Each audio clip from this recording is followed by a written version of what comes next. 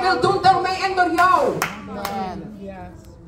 Hey, wij willen blijven staan. We willen blijven kijken. Laat me jou zeggen. Misschien denk jij klein over jouzelf. Maar God denkt niet klein over mij en jou. Het is wat ik en jij zelf denken. Maar God denkt niet zo over jou en mij.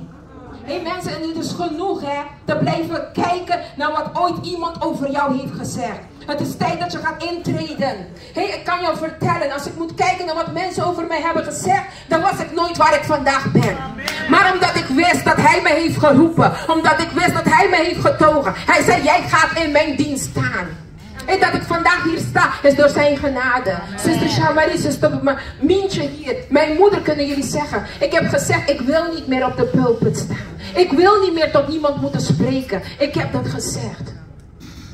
Ik ben zo ver gegaan dat ik zei, ik ga niet meer vertalen voor niemand die mij vraagt om te komen vertalen. Want ik ben het helemaal zat, het kerk spelen. Ik ben het zat dat ik ergens kom, dat mensen alleen achter mensen gaan. Dat ze weten, oh, als deze man God daar is, vallen mensen neer. Als deze man daar God is, hey, gaat het om de mens. Maar waar is de kracht God die in ieder van ons is?